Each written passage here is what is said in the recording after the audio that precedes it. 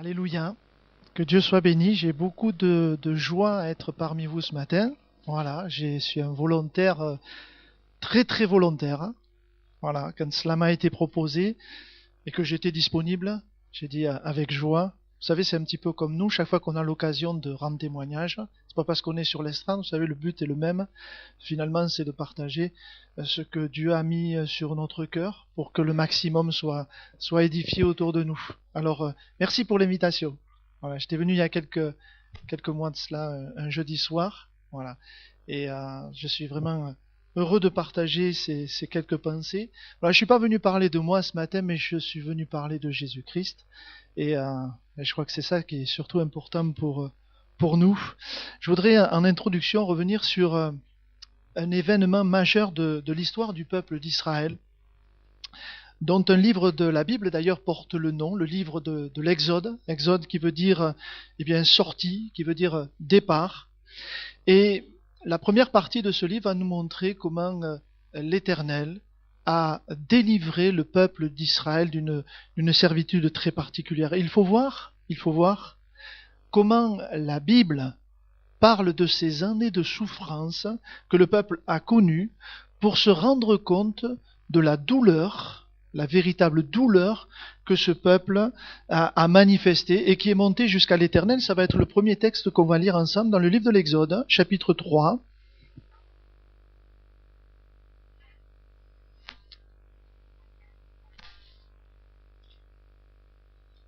Exode chapitre 3, et nous lirons à partir du verset 7.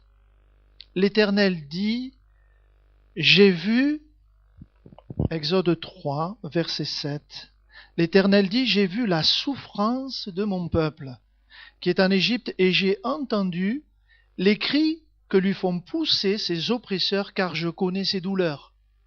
Je suis descendu pour le délivrer de la main des Égyptiens et pour le faire monter de ce pays dans un bon et vaste pays, dans un pays où coule le lait et le miel, dans les lieux qu'habitent les Cananéens, les Étiens, les Amoréens, les Phéréziens, les Éviens et les Jébusiens.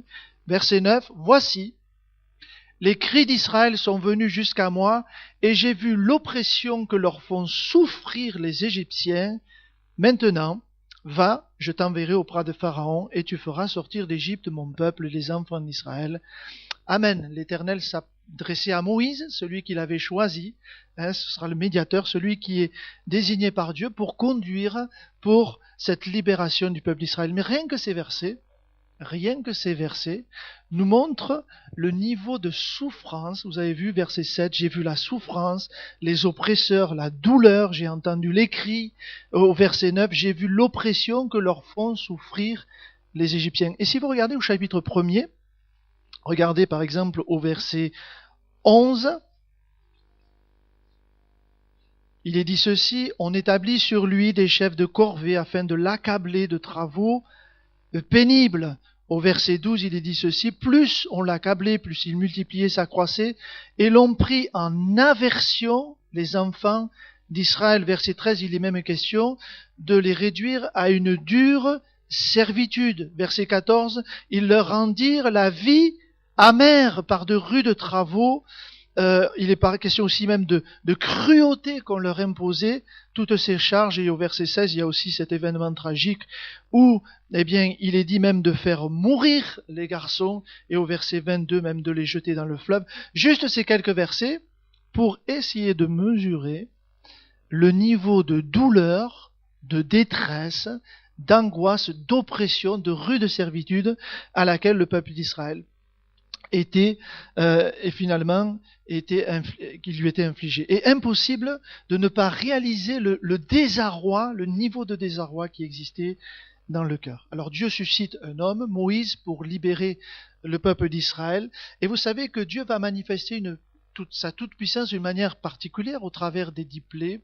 Vous savez qu'au fur et à mesure des plaies, le cœur de Pharaon va s'endurcir. Et ce sera finalement qu'à la 10e plaie, vous savez, la mort de tous les premiers-nés, de ceux qui n'avaient pas mis le sang autour du linteau, très excellente préfiguration de ce qui allait se passer à la croix du Calvaire, bien sûr. Avant de faire venir la dernière plaie, qui va donc permettre au peuple d'Israël de quitter cet esclavage, Dieu va instituer la fête des pains sans levain, la fête de la Pâque. Et je voudrais lire quelques versets avec vous, toujours dans Exode au chapitre 13. Donc on est juste avant la dernière plaie, donc juste avant ce temps de la délivrance, enfin, ça a duré plusieurs décennies, plusieurs générations ont aspiré à ce qu'ils allaient vivre dans les quelques heures qui suivent ce texte. Verset 3, Exode chapitre 13, verset 3.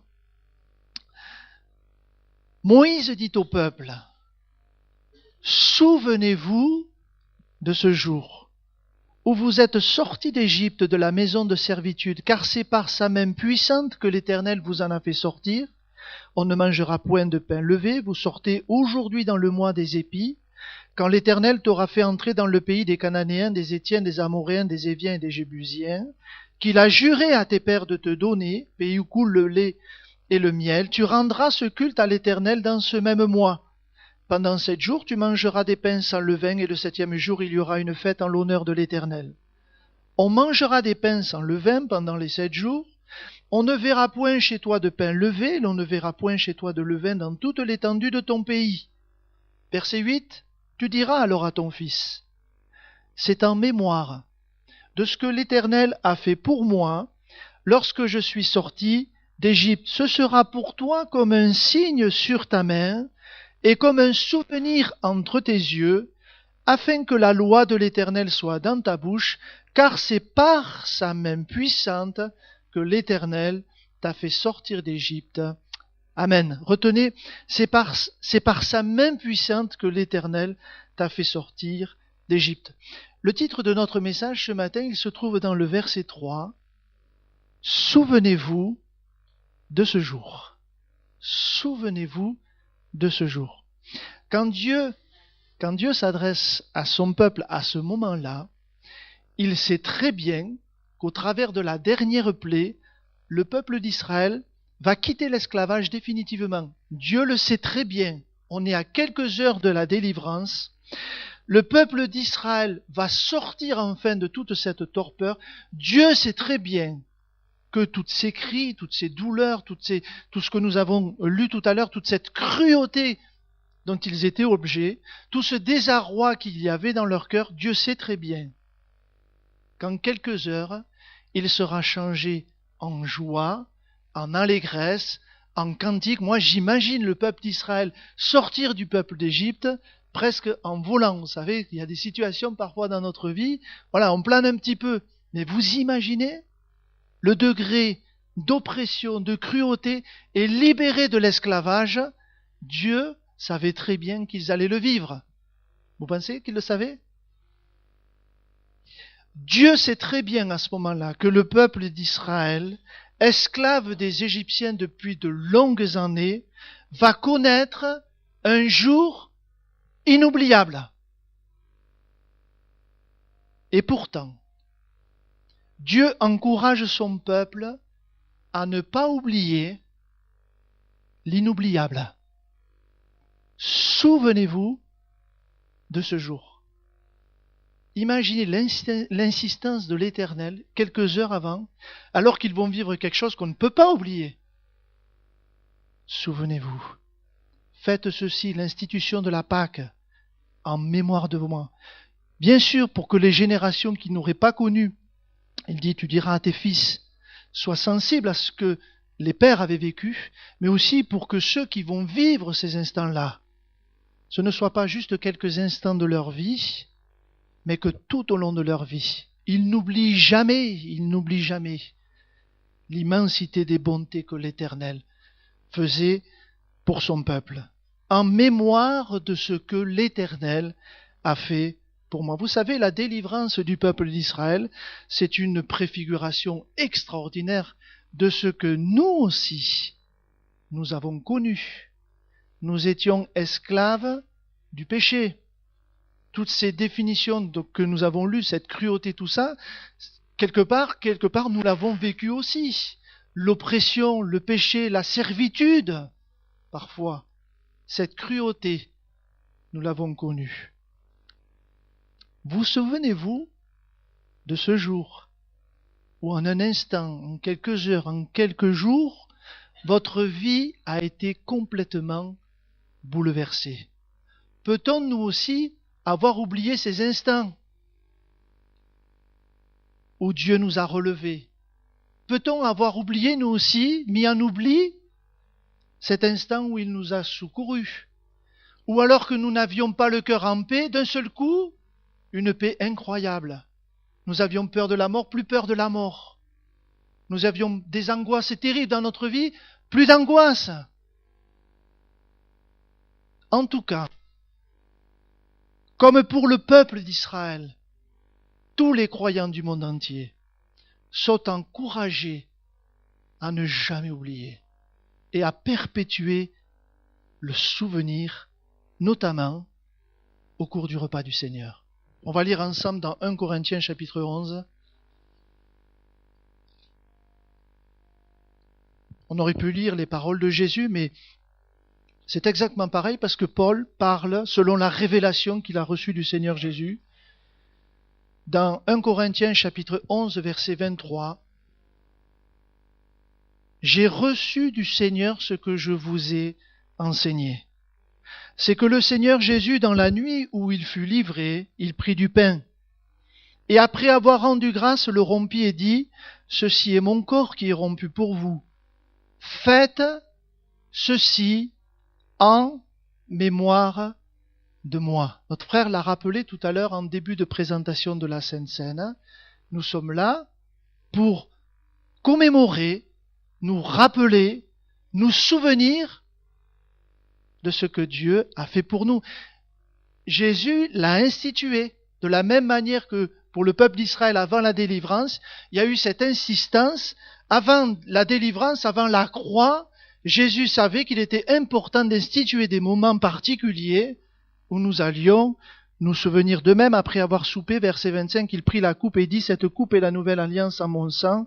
Faites ceci en mémoire de moi toutes les fois que vous en boirez, car toutes les fois que vous mangez ce pain et que vous buvez cette coupe, vous annoncez, dans une autre version il est dit, vous commémorez la mort du Seigneur, et ceci témoignant qu'il est mort pour vous, ceci jusqu'au moment de son retour. » Amen. Est-il possible que nous aussi nous oublions, avec deux i, l'inoubliable?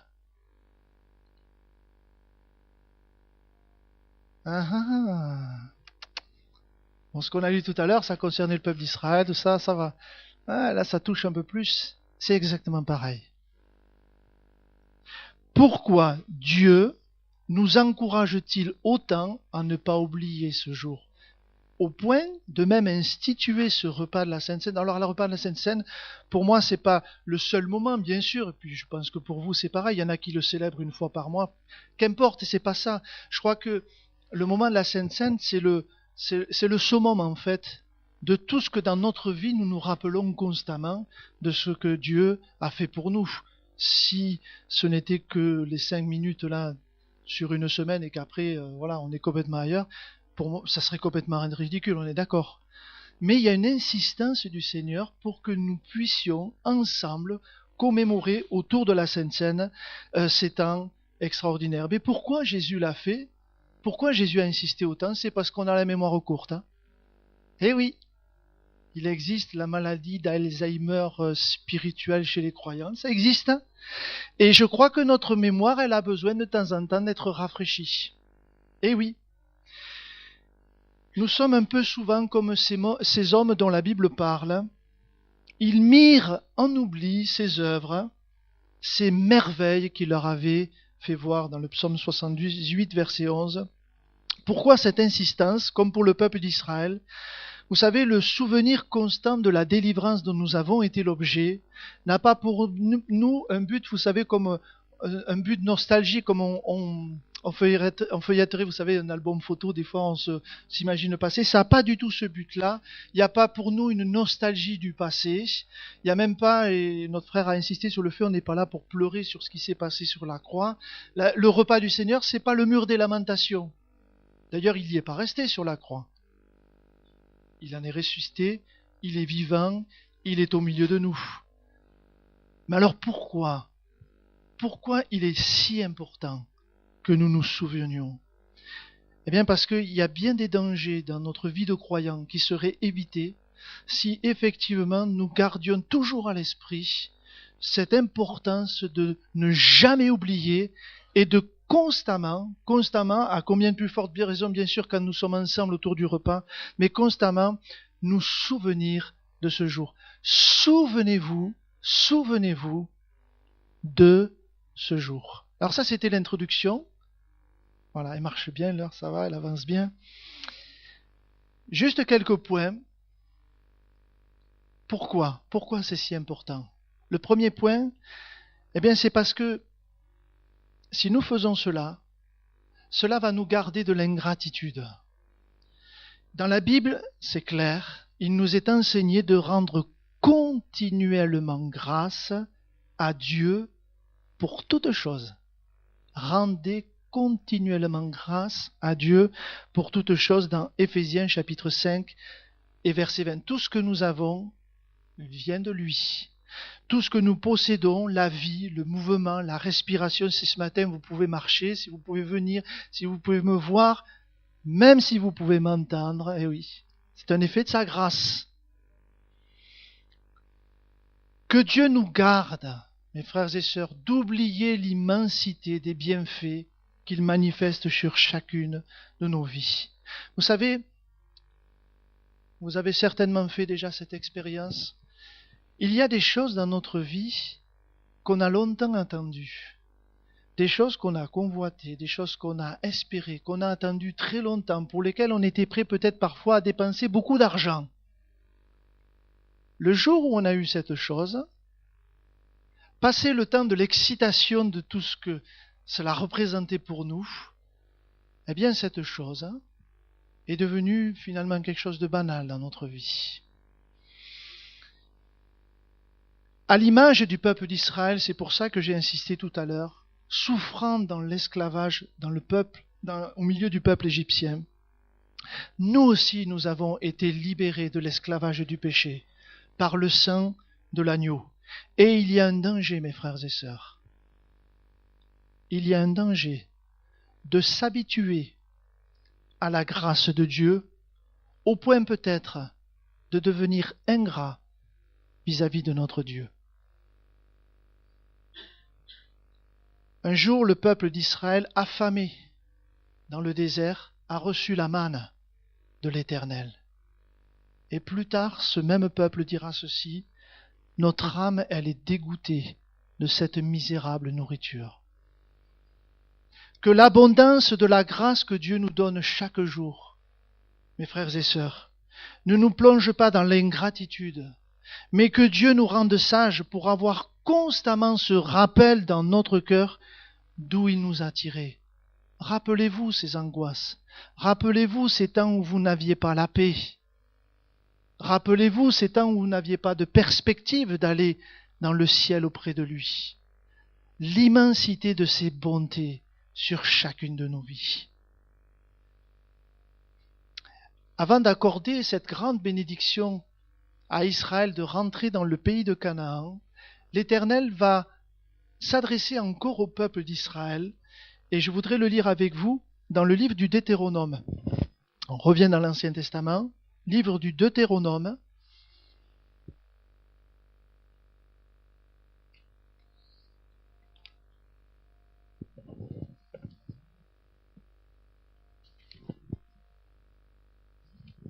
Deutéronome, et nous lirons chapitre 8.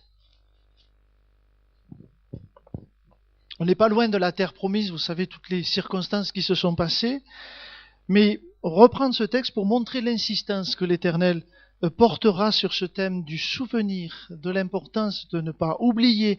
Dieu connaît nos cœurs, Dieu connaît la faiblesse de la nature humaine, et surtout l'incidence du péché, de l'ennemi sur nos vies. Deutéronome chapitre 8, et nous lirons à partir du verset 10, Deutéronome 8, verset 10.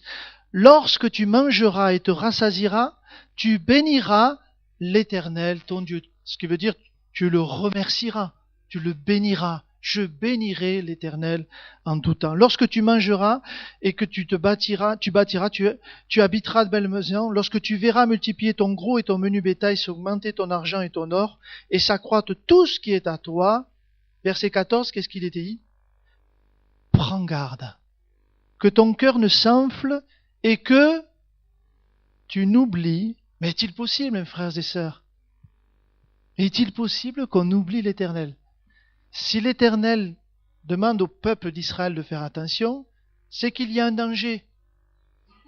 Prends garde que ton cœur ne s'enfle et que tu n'oublies l'Éternel ton Dieu qui t'a fait sortir du pays d'Égypte, de la maison de servitude, qui t'a fait marcher dans ce grand et affreux désert où il y a des serpents brûlants et des scorpions, dans les lieux arides et sans eau, et qui a fait jaillir pour toi de l'eau du rocher le plus dur, qui t'a fait manger dans le désert la manne inconnue à tes pères, afin de t'humilier, de t'éprouver pour te faire ensuite du bien. Verset 17.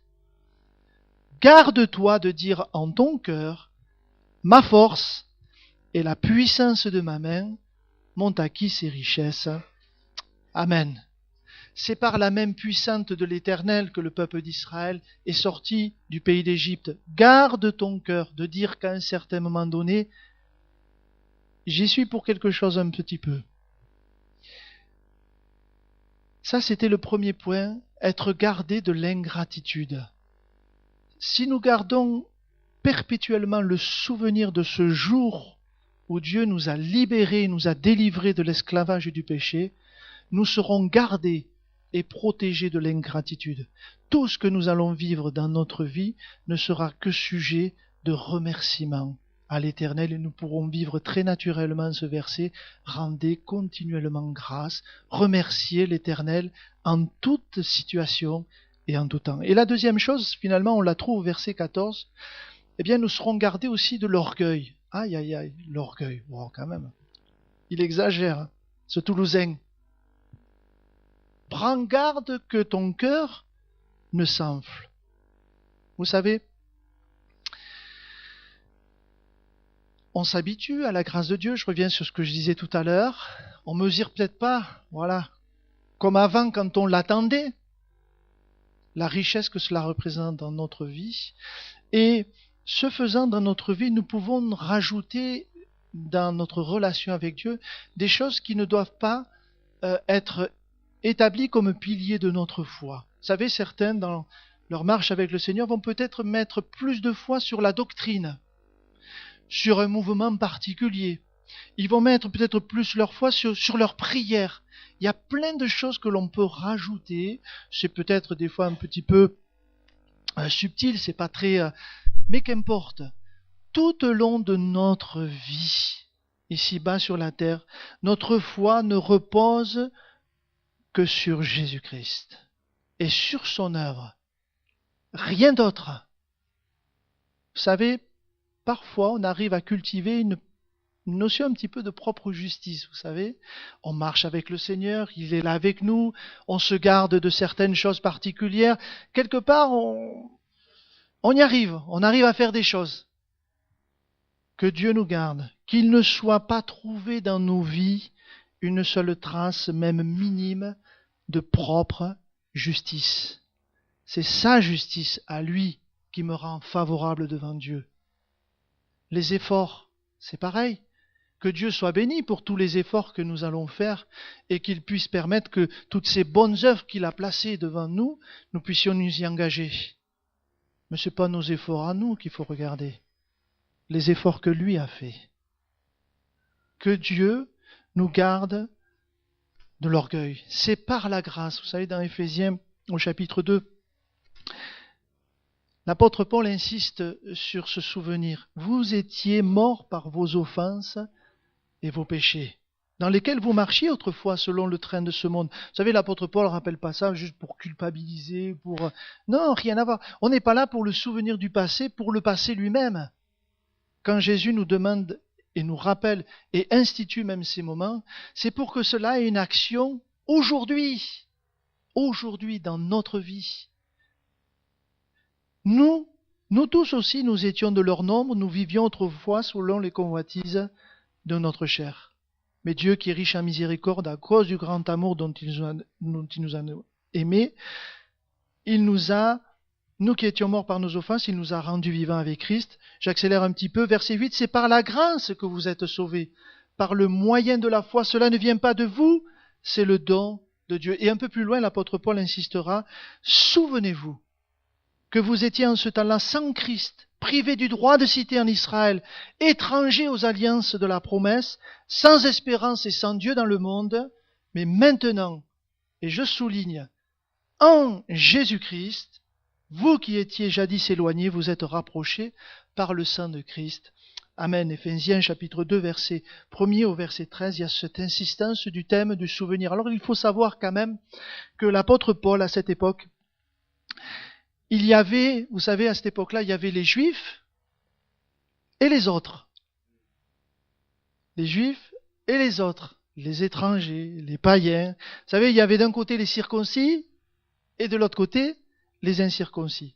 Et seuls les Juifs, il faut replacer quand même ces versets dans le contexte, seuls les Juifs pouvaient prétendre à une communion avec Dieu. Les autres étaient même, de la part des Juifs, totalement méprisés. Et l'apôtre Paul va rappeler aux Éphésiens, vous étiez étrangers aux alliances de la promesse. Paul encourage les chrétiens d'Éphèse à se souvenir de cela, afin de garder en tête que c'est vraiment toujours par pure grâce qu'ils peuvent se présenter devant Dieu. Nous avons été sauvés par lui. Voilà ce que peut faire ce thème. Souvenez-vous de ce jour, nous garder aussi de l'orgueil.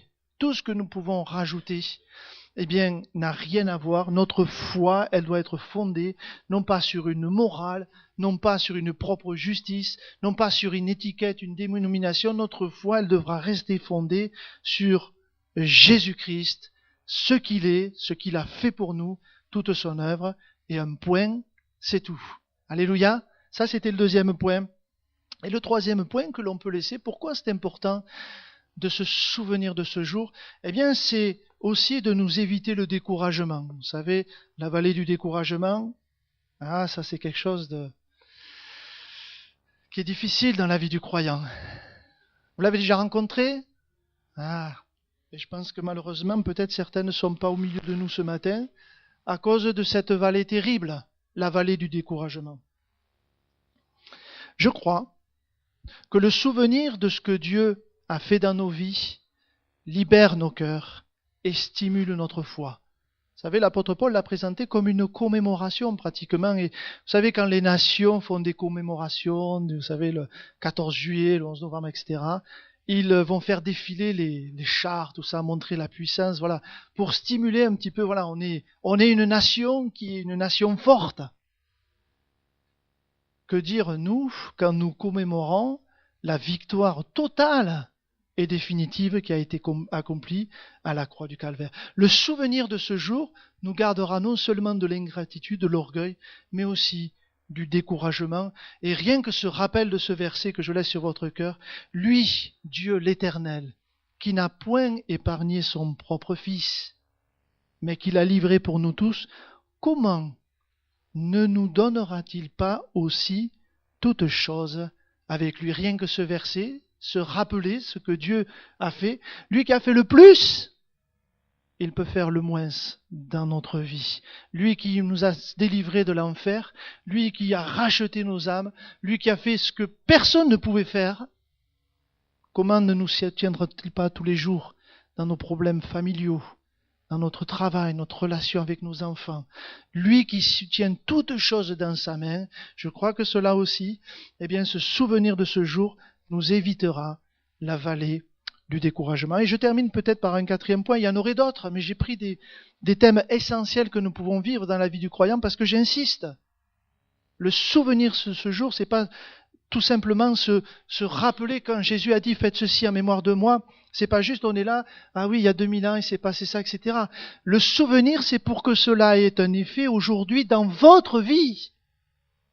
Pour que cela ait une action dans votre vie. Le remercier en tout temps. Ne pas être pris par l'orgueil. Ne pas se décourager. Et je terminerai par ce quatrième thème. ça nous éviterait la passivité bien des fois aussi. Le souvenir de ce jour, il dit ceci: voilà ce que j'ai fait pour toi. Et toi, que fais-tu pour moi? Et je crois que le souvenir constant de ce jour aussi pour chacun d'entre nous, c'est aussi nous stimuler, en tout cas nous éviter peut-être parfois la passivité. Il est impossible, mes frères et sœurs, en se souvenant continuellement de ce que Dieu a fait pour nous, de ce fameux jour inoubliable, de ne pas être rempli à notre tour de compassion pour toutes les âmes qui se perdent autour de nous, dans nos familles, nos collègues de travail, ceux que nous sommes appelés à côtoyer, notre prochain. Impossible, pétri du souvenir de ce jour, de ne pas être nous aussi engagés dans cette œuvre. Pas étonnant d'ailleurs que des frères et sœurs, et nous-mêmes nous l'avons vécu, frais de cette expérience, ont envie que tout le monde connaisse ce que nous avons connu. Vous vous rappelez de ce jour-là? On a envie de le crier à tout le monde. On a envie que tout le monde connaisse et le sache. Pétri de cette pensée de ce qu'il a fait pour moi. Moi aussi, je peux être engagé pour le servir. L'apôtre Jean dira ceci: nous avons connu l'amour en ce qu'il a donné sa vie pour nous. C'est ça le souvenir. Nous aussi, nous devons donner notre vie pour les frères dans 1 Jean chapitre 3, verset 16. Vous connaissez certainement aussi cette parabole du méchant serviteur. Vous savez, le roi qui a remis cette dette impossible à payer par ce serviteur. Et puis, c'est l'image de l'Éternel qui nous a remis la dette impossible à payer par aucun être humain, la dette de notre péché. Et vous savez, ce serviteur, il va rencontrer un ami, qui lui devait une peccadille, on va dire. Et vous savez ce qu'il a fait? Il l'a jeté en prison. Et le maître fit appeler ce serviteur méchant et lui dit: méchant serviteur, je t'avais remis en entier ta dette, parce que tu m'en avais supplié. Ne devais-tu pas aussi avoir pitié de ton compagnon, comme j'ai eu pitié de toi? Dans Matthieu chapitre 18 et verset 32. Le souvenir constant de ce jour stimule notre vie pour que nous aussi, nous puissions être utiles entre les mains de Dieu, nous éviterait en tout cas la passivité. Je voudrais conclure. Je vois que je suis pas trop débordé, je crois. Est-ce qu'il sera possible peut-être d'afficher un cantique qui est sur le cœur des cantiques? C'est possible? C'est possible? Je te donne le numéro peut-être déjà? 245 et 272. Voilà. Excusez-moi, j'aurais pu vous le dire après, mais j'avais peur de déborder trop, et je vois que je me suis assez contenu, même si certainement vous avez dû sentir que ça allait un peu vite parfois, mais il y a tellement de choses, c'est vrai, à dire.